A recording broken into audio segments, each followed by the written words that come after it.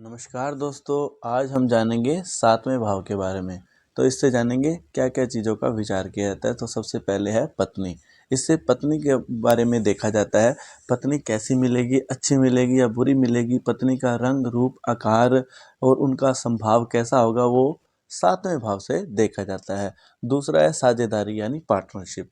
अगर कोई कार्य पार्टनरशिप में जैसे आप करते हो तो उसका सातवां भाव अच्छा होना बहुत ज़रूरी है। अगर सातवां भाव अच्छा होगा तो ही उसे पार्टनरशिप में या साझेदारी में उसको लाभ मिलेगा। अगर सातवां भाव अच्छा नहीं है तो आप पार्टनरशिप के कार्य मत कीजिएगा, क्योंकि ऐसा करने पर उसे नुकसान भी हो सकता है। और तीसरा है काम वासना। ठीक है, इसे काम वासना का विचार किया जाता है। व्यक्ति शादी के लायक है या नहीं है, वो इसी से देखा जाता है। चौथा है वाद विवाद। कोई भी किसी प्रकार का झगड़ा है वो भी सातवें भाव से देखा जाता है। अगर सातवां भाव अच्छा है तो इस प्रकार के वाद विवाद नहीं होंगे। अगर सातवां भाव अच्छा नहीं है तो इस प्रकार के वाद विवाद चलते रहेंगे। मुकदमा भी वैसे ही है। अगर कोई कोर्ट कचहरी, कोई केस वगैरह इस तरह के जो होते हैं वो सातवें भाव से देखा जाता है। अगर सातवां भाव कमज़ोर है, अच्छा नहीं है, तो इस प्रकार के केस चलते रहते हैं। अगर सातवां भाव अच्छा अच्छा है तो इस प्रकार का कोई भी केस नहीं होता। और छठवां है प्रत्यक्ष शत्रु।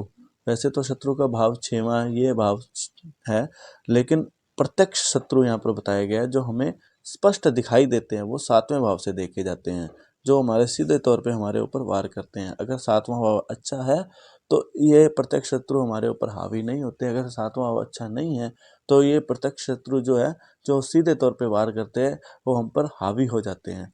और सातवां है दैनिक आय। रोजमर्रा की जो हमें आय कमाते हैं वो इसी से ही देखी जाती है। और आठवां है कारक ग्रह। कारक ग्रह कौन सा है? शुक्र। इस भाव में अगर शुक्र बैठ जाए तो वो बलशाली होता है, लाभकारी होता है, शुभ फल देता है वो। ठीक है, अगर यहाँ पर शुक्र बैठ जाएगा सातवां भाव बहुत ही ज़्यादा अच्छा हो जाएगा, बलशाली माना जाता है। और उसके बाद है मारक स्थान।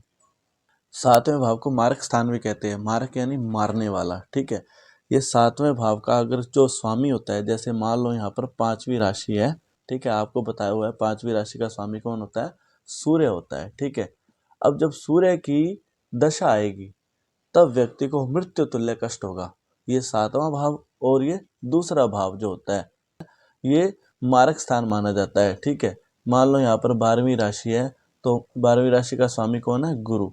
तो गुरु की दशा भी मृत्यु तुल्य कष्ट देगी। ठीक है, सूर्य और गुरु की दशा कौन सा? मृत्यु तुल्य कष्ट देगी।